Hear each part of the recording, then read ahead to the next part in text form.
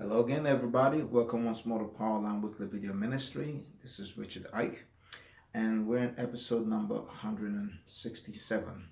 And the title of today's message is Esau and Jacob, Part 2. Esau and Jacob, Part 2. I thought I was going to be able to cover the entire subject of Esau and Jacob last message, but it turned out that I had more meat than time was available to chew on. So now I'm going to do a part two, and we're going to be dealing with Genesis chapter 27 and a little bit of 28. But before that, as is my tradition, I have an addendum. It's going to be a quick one, hopefully. Now, as we see the chaos and calamity of the Democratic Party doing this fake, phony impeachment process and all of the other shenanigans, which will not prevail, by the way. The Lord revealed to me that as I observed the Democrats, their lawlessness, their whole manners is just making up rules as they go along, just doing whatever they please. The Democratic politicians, Lord, minister to me that what I observe in the Democratic Party, the politicians, what they're doing, that's the spirit of the Antichrist.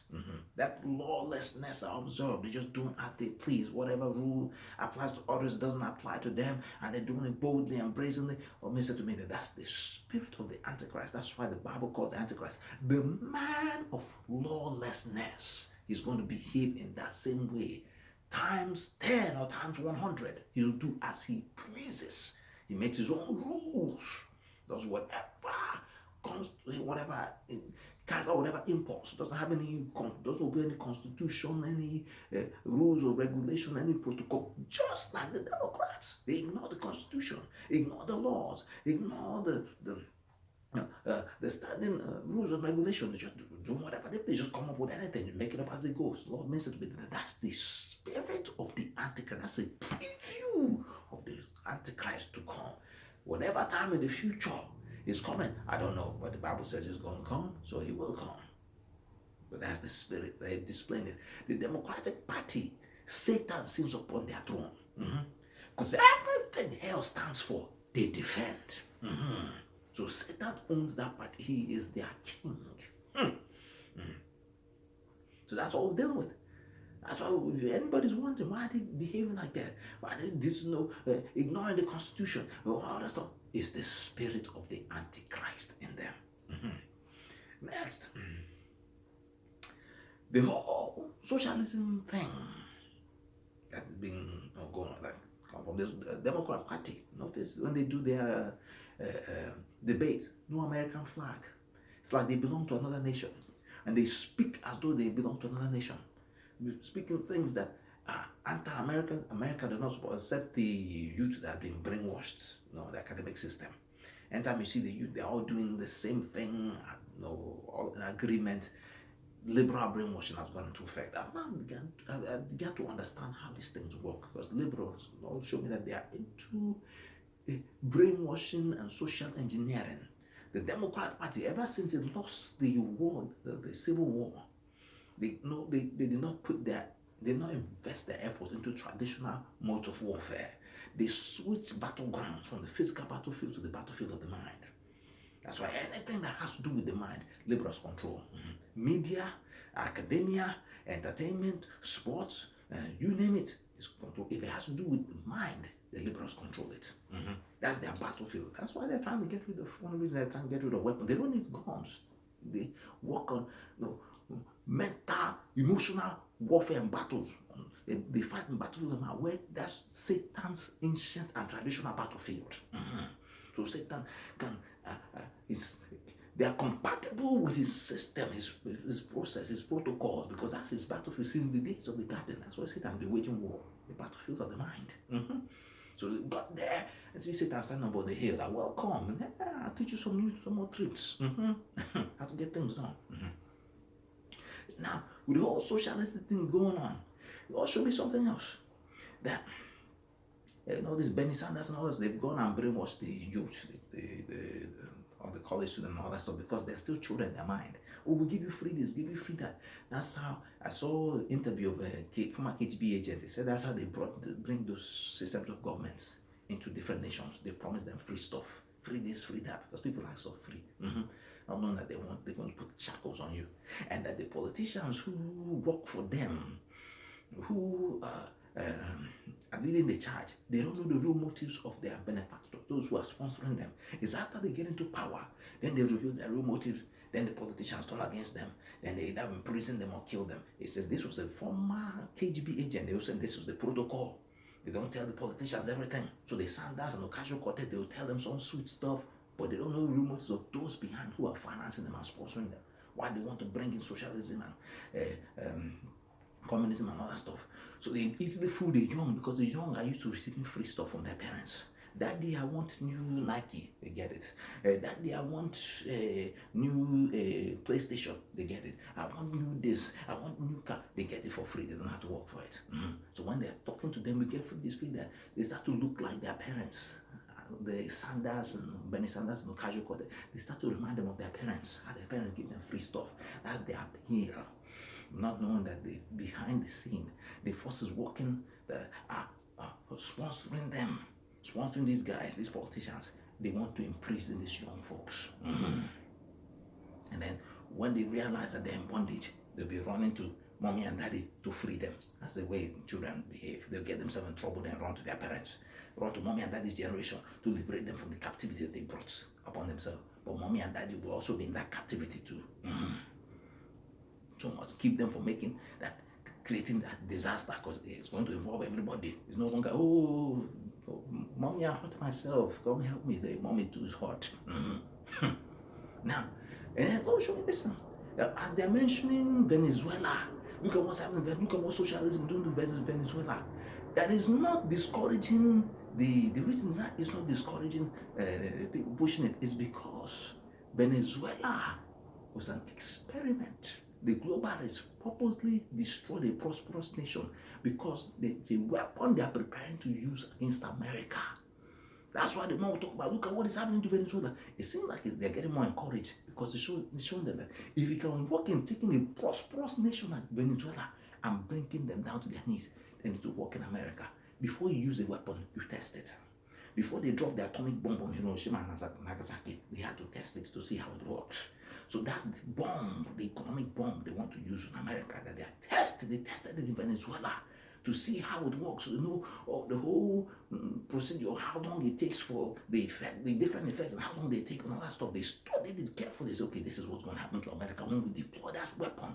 The same way Venezuela went down, this is how it's going to go. This is how long it will take them. This is what's going to happen. They've studied it. It was intentionally done. Now that's one of the things that shocked me. These globalists, they don't care about humanity. They want to get rid of most of the human population. It's written in stone, Georgia Guy stone, maintaining the human population at 500 million. That means they want to get rid of 6.5 billion people on the planet. So they don't care about human life. So Venezuela, they don't care.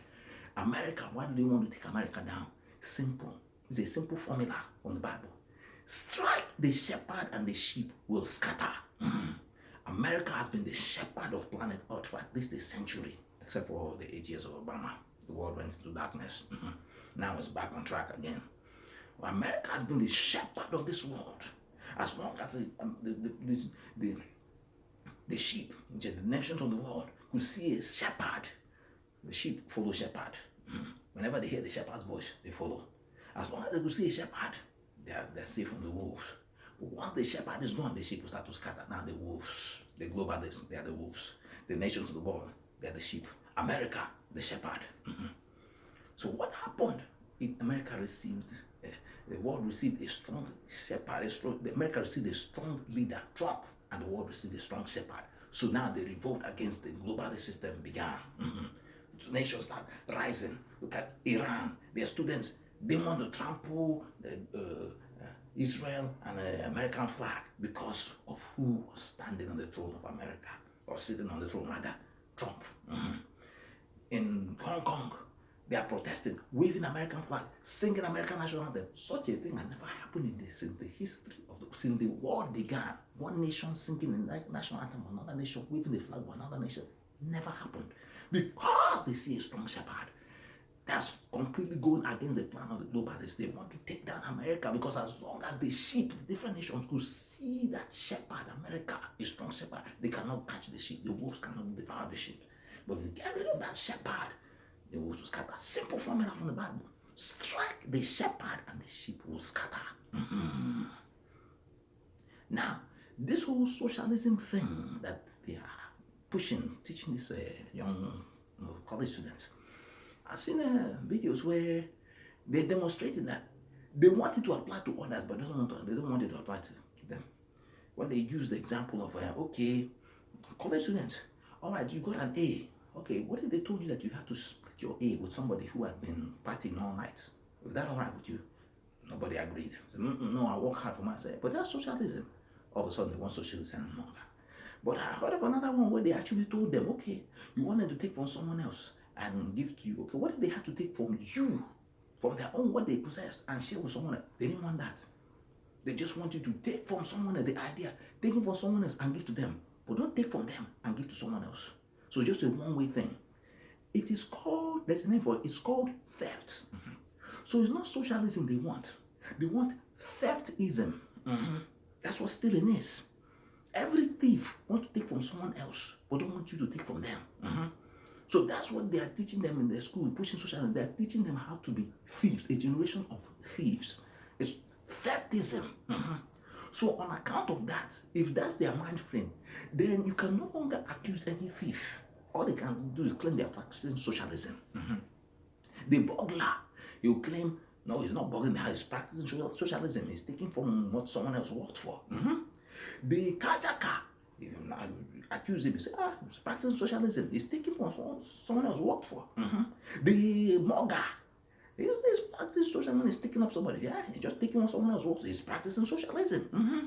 The bank robber will claim they're practicing socialism because they're taking what someone else worked for. Mm-hmm. Every thief will claim they're practicing socialism because they're taking what someone else worked for, but they don't want you to take from them. Mm-hmm. Say,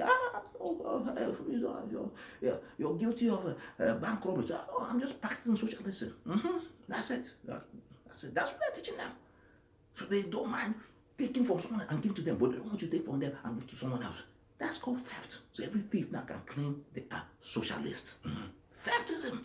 That's what parents are paying college tuition for their children to go and learn how to become a generation of thieves. Theftism and call it socialism. May God help us. Anyway, now I'm getting the message.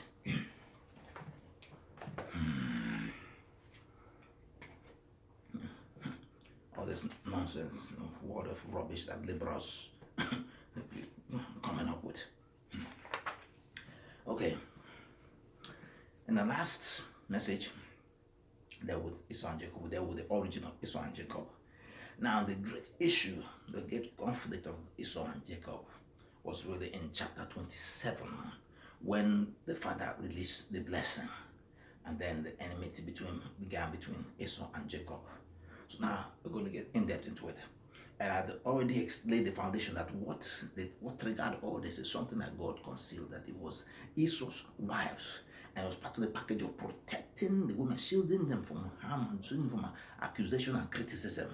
And on top of that, he had blinded the entire body of Christ for the past 2,000 years to see that this whole thing was orchestrated by Rebecca. Jacob was just an unobedient son, just obeyed what his mother told him. He even questioned the whole thing. But Rebecca was the one responsible. All the blame had been assigned to Jacob. As all the blame of the fall was assigned to Adam, he carried the load of the punishment. Whereas it was Eve who did it. Mm-hmm.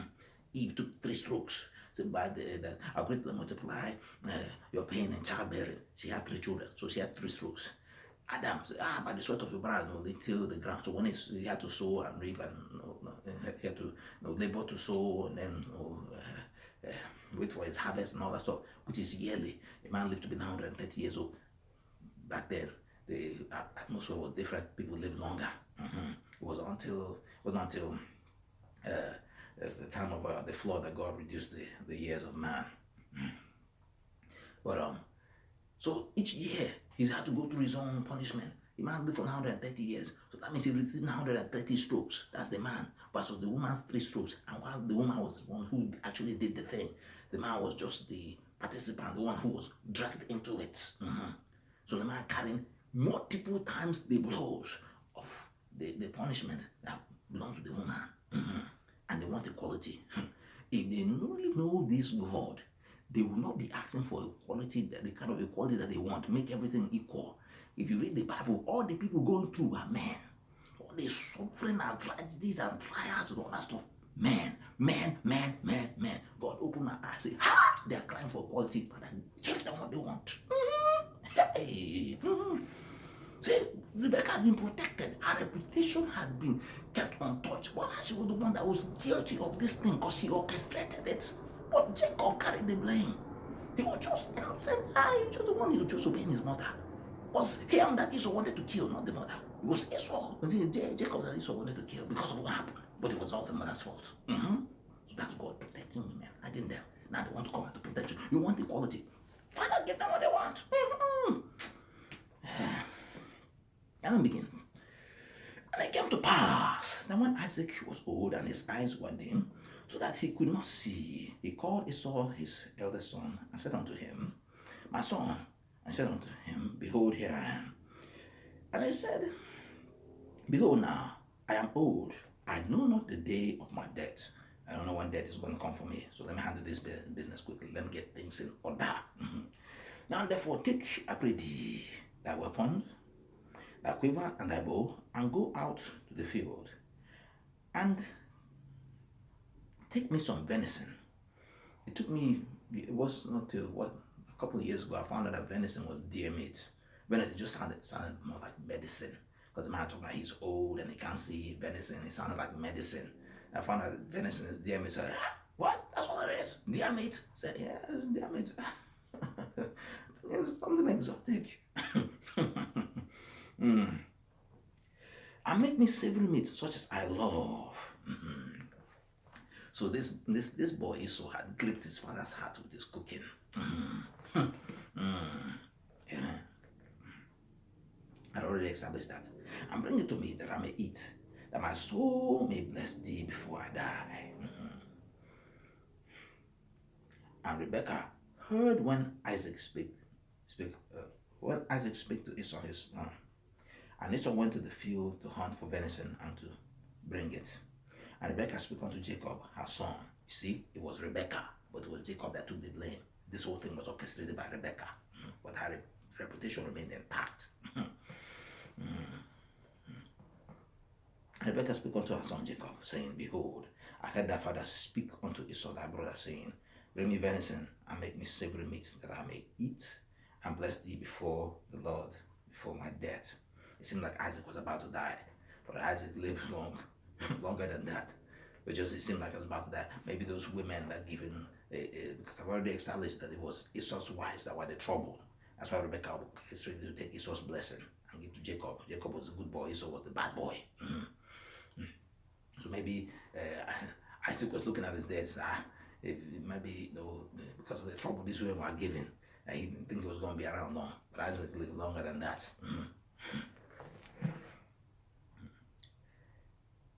Now therefore, say, bring me venison and make me savory meat, that I may eat and bless thee for the Lord before my death. Now therefore, my son, obey my voice according to that which I command thee. Go now to the flock and fetch me from thence 2 kids of the goats, and I will make them savory meat for thy father, such as he loveth. That's why I said it was Rebekah that taught Esau how to cook, because she cooked the meat, she cooked the food, and Isaac could not tell the difference.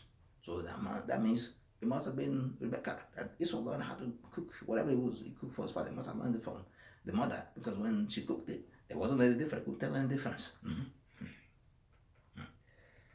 And thou shalt bring it to thy father, that he may eat, and that he may bless thee before his death. And Jacob said to Rebekah his mother, behold, Esau my brother is a hairy man, and I am smooth.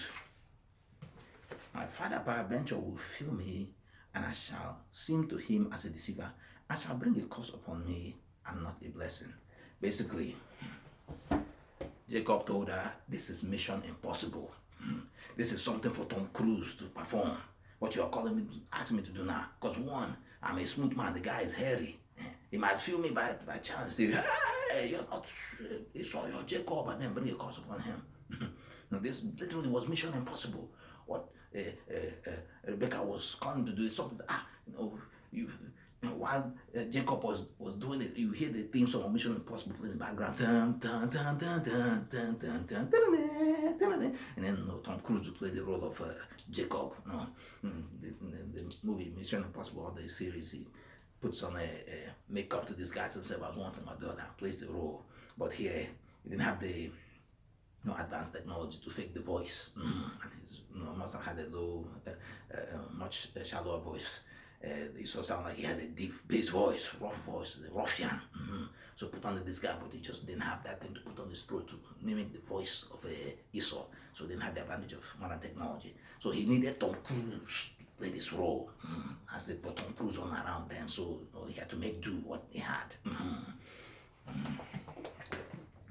Okay. And his mother said unto him, upon me be the cause, my son. Only obey my voice and go fetch me them. So only obey me, but then the cause comes to whatever the father says to cause you, if he catches you, let it be deflected back onto me. Just obey me and go and fetch me. Go and fetch me them.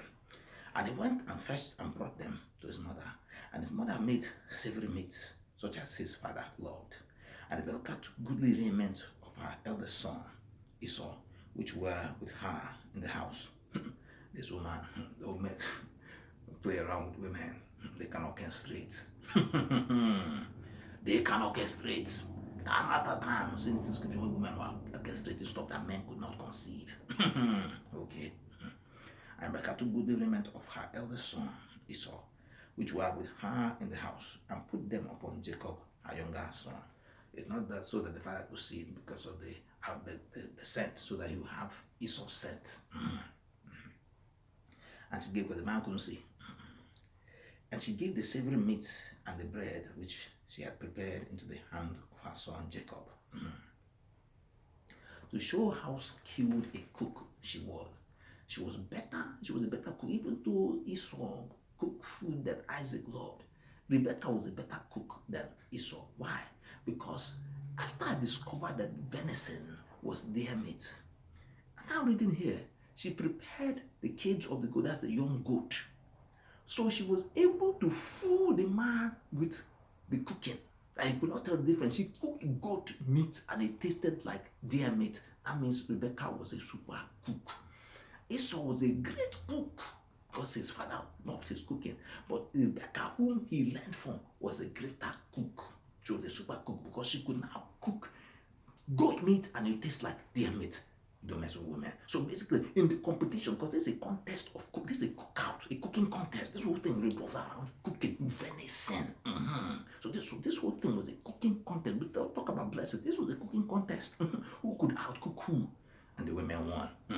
Even though all the chefs are men, but this time the women won because she could cook goat meat and it tastes like deer meat.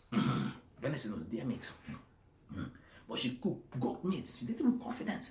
Cooked what he loved. Cooked it. I don't know whether it's the spice, the ingredients she used, or whatever, or how she cooked the heat. Because I heard deer meat is strong, so maybe she cooked it not well done. She cooked it rare, but added all the necessary ingredients to masquerade it so you taste it and you think that it's deer meat. I haven't eaten deer meat before, but I've eaten goat meat. Goat meat is sweet. As a matter of fact, that's the only good thing about goat. Their meat is sweet. Americans who city dwellers, they won't know about farm life or agriculture, farm animals and stuff like that. Goat is a stubborn animal.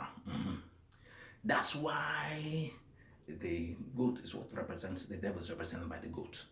In the book of Leviticus, that's goat, Baphomet, goat head, goat leg, a woman's breasts, and male genital, the transgender image that the devil worshippers worship, use as the image of the devil, the worship, which is the reason why they're pushing the transgender whole business. They are trying to prepare a generation that will receive the coming out of the devil. They globalists, these leaders of the world, they are all devil worshippers. These globalists, they are devil worshippers. They want to bring out Satan, or Satan wants to come out, but it needs a generation that will receive him. That's what this whole transgender thing is about. Why they're doing transgender story hour. Transgenders reading storybooks to children. They are trying to give them their good childhood memories, so by the time they bring out the image of Baphomet out in the open, they will think to those nice transgender men who used to read them stories, and now they're ready to welcome the image of the devil, a transgender, good head, good legs, female breast, male genitals. They call it the androgyny. It's something super satanic. And you go and research it, you find out most of these transgender that go to do this transgender story, probably half of them are devil worshippers.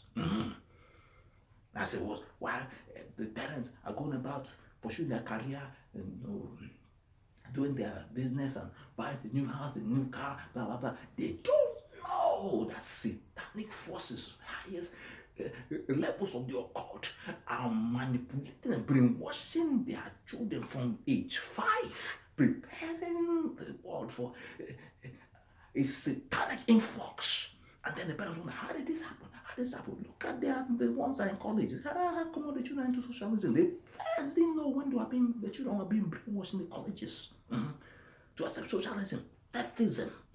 That's all it is, being fed, because they want you to take from someone else and give them, but they don't want you to take theirs and give someone else. It's that's the name for it, theftism. That's true. Every thief thinks that way. That's what's happening now. They have no clue. I looked down and said, what was going on in the mind of people when men like Adolf Hitler entered power? The same thing going on now. The Germans were going on, doing their business, going to work, carrying on their business, trying to buy the next house or the next car, all this thing. And this man, they laughed at Adolf Hitler. That was child's play. Next thing you know, the man was on the throne ruling them. Now they were forced to say, hi, Hitler. The same thing happening now. Going about business, daily career, and making money, and nothing has changed. It's the same thing. No, just send the children to school, all that stuff. Adolf Hitler captured the youth first. The same way now, they're going after the young people. Same formula. He captured the youth first. They had the brown shirts, young people. He will capture you. Same thing going on now. Parents are wondering, how about all these people, all the people, young children are all after this guy, Adolf Hitler. Same formula. And on that note, someone had brought this to my attention a long time ago, and it was reconfirmed again from some video I saw. Not to call children kids. That kid is a young goat. I remember the first time when I first came to live in America, I was hearing children being called kids, and I was that word kid. I was not started reading the Bible. I saw it was a child of the goat. I didn't make any association.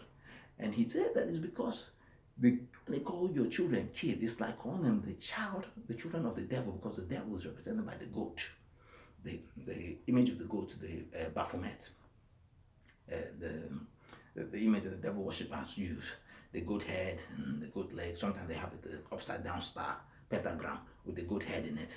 That was the scapegoat from the book of Leviticus, that the high priest put his hand on and transferred all the sins of the people onto it, and they sent it out of the camp. Now it was now the embodiment of all the sins of the people. And who is that? Who represents the embodiment of all the sins of mankind? The devil. That's why the goat represents the devil. And the Lord Jesus, when talking about when he returns as the king, that those for the sheep or the lamb will be on his right, and those for the goat will be on his left. Those are for destruction, and those on the right are for redemption. The goat, what goat? The goat from Leviticus. The goat, the scapegoat was called the scapegoat that received all the sins of the people. And that's what the devil stands for. The scapegoat, that all the sins of mankind is the embodiment of it. So by calling children kids, like saying that they belong to the devil. The goat, the young goat, but the goat is the devil. Baphomet, the goat head. The devil was even called him the Sabbatic goat. It was on the Sabbath day that ceremony is performed, when the high priest laid his hand on the scapegoat and transferred all the sins of the people onto the goat and sent it out. But the goat couldn't come back, because that means that all the sins of the people are coming back. So Satan's carrying all the sins of mankind. It's called the Sabbatic goat. That's what the devil will call it, the Sabbatic goat. I said, that's the goat from the book of Leviticus. Scapegoat. So by calling them kids, so calling them children of the devil. I make that mistake. I have to catch myself. So call them children or call them lambs. That means they belong to God. But here in America, say, oh, how many lambs do you have? Say, lamb? Oh, no, I mean, how many children do you have? Kids, that's what they know. And the people who coined those words, they knew what they were doing. They hide things out in the open. This secret society stuff, always hiding things out in the open. But anyway, let me get back into the subject. I want to make sure I finish this thing. So, what's up? I hope I don't have to do a part 3. It looks like it's going to be a part 3. Okay, that's all. And as mother said unto him, upon me be thy curse, my son. Only obey my voice and go fetch me them. And he went and fetched and brought them to his mother. And his mother made savory meat, such as his father loved, using goat meat to masquerade as deer meat. The woman was scared. And Rebekah took goodly raiment of her elder son Esau, which were with her in the house, and put them upon Jacob, her younger son. And she put the skins of the kid of the goats upon his hand and upon the smooth of his neck. That must have been very uncomfortable, wrapping raw skin on him. It was very, very uncomfortable. Can imagine that. Folks haven't seen where these things are happening. If you haven't been to villages, I swear, Christmas or some special event, they will kill that cow or goat or chicken, and the whole process of preparing it. People are not familiar with that. They just go to the grocery store and buy what they need. The conveniences of Western civilization. Over there, there's a ceremony. Now you have to kill the animal, bring it, and the animal doesn't want to die, so it's a fight. Boy. Cut off the skin, they wrap the skin around there. It was a messy business. This whole thing was messy. I can visualize everything. Because I've been to the village.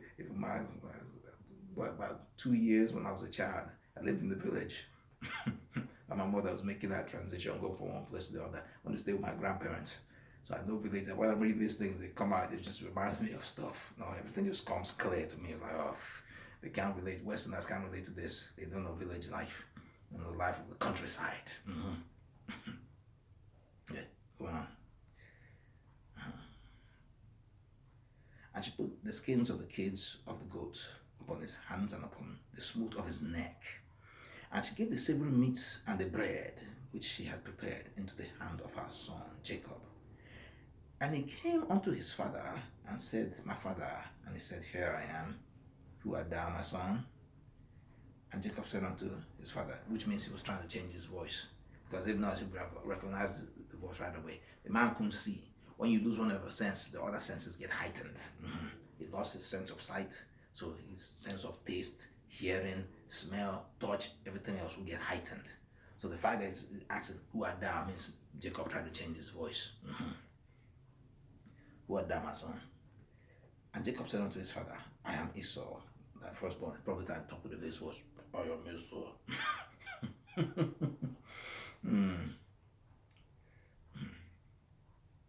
And Jacob said unto his father, I am Esau, thy firstborn. I have done according as thou biddest me. Arise, I pray thee, sit and eat of my venison, that thy soul may bless thee. And Isaac said unto his son, how is it that thou hast found it so quickly, playing around? It's probably suspicion. It's probably Jacob. He's trying to act like his brother. So let him play along. How is it that was brought so quickly? It's like I'm trying to trick an old man. I've been around. I've been around. So, okay, how is it that got it so quickly?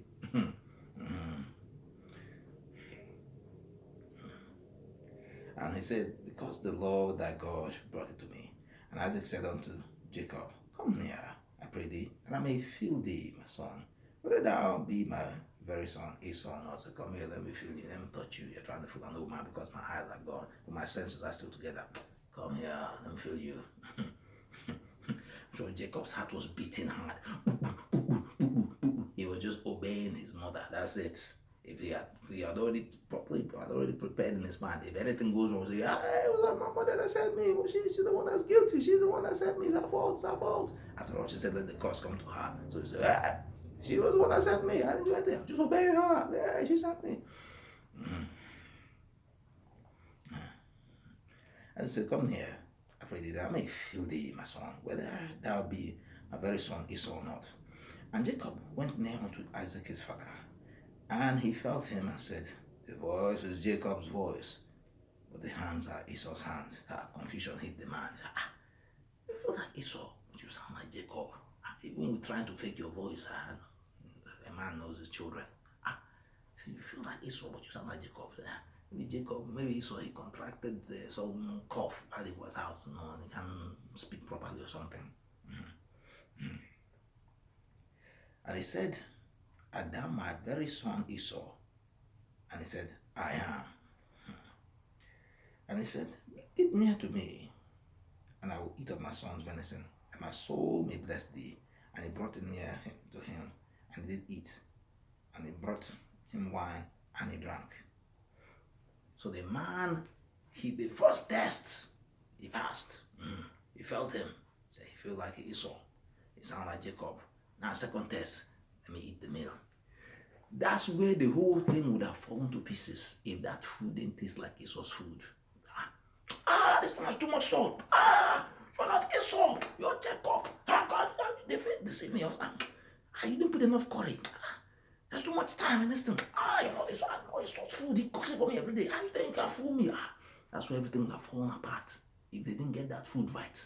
So there was a battle. It was a cookout, a battle of the cooks. Remember, she was cooking with goat meat, trying to make it mimic deer meat, venison. Dangerous situation. Very dangerous situation. Precarious situation. She put Jacob in. Not only that, Jacob, people cut the part of where she dressed Jacob to feel like Esau. His garments, the goat skin and all that stuff. You smell like Esau, feel like Esau, all that stuff. But the food part, that's where everything would have exploded if that food did not taste like Esau's food, because that's the food that he loved. He eats it every day. He knew Esau's food. So the food she was cooking had to match Esau's food. Esau was going to catch deer. She was now going to cook goat meat to mimic deer meat. Mission impossible. But she knew, but she was the one that taught Esau how to cook. So she knew, maybe she might have made it a little sweeter, taste a little better than Esau's meal. But since she was the one that taught Esau could not cook her. She knew the formula. I said, give him the formula. But she was able, I said, this one is maybe God intervened in this thing to make the man, fool the man's senses, so he could not tell the difference between goat meat and deer meat, because the man had the experience. He'd been eating his whole life. I don't cook goat meat for somebody, and they'll mistake it for cow meat. That takes some skills. I know the difference. I know the difference between goat meat and cow meat. I can tell the difference. I eat goat meat, I know which one is goat and which one is cow. But cook goat meat to mimic deer meat. And I was told venison is tough meat, it's a tougher meat. I said, I read this and said, hey, that one opened my heart to see this, and she cooked goat meat, and it mimicked deer meat and fooled the blind man with his heightened senses. Sense of hearing, everything, he's lost his sight. So his sense of taste will be heightened, his sense of smell, hearing, touch, everything will be heightened. With his heightened senses, she could still fool the man's tongue. Use cooked goat meat to mimic deer meat. I said, this woman was skilled. Either that or there was divine intervention in the whole business. Which time I got? Okay. Time is running out quickly. So it looks like there's going to be a part 3. Okay. And he said, bring it here to me, and I will eat of my son's venison, that my soul may bless thee. And he brought it near to him, and he did eat, and he brought him wine, and he drank. And there's a spiritual formula in this, that a man of divine authority, before they can release the blessing unto you, you must activate it by sowing in the college by sowing into that authority he has. It's like, it's not payment, it's a form of like, should I say, don't want to use the word like you're buying a blessing, but you're activating a blessing. That's why God always requires people to make sacrifice before certain things happen. Tell them to make a sacrifice. Almost like paying homage or paying honor, honoring the authority that is on the man.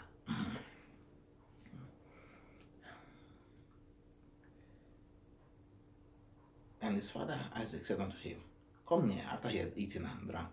He said, Come near, said unto him, Come near me and kiss me, my son.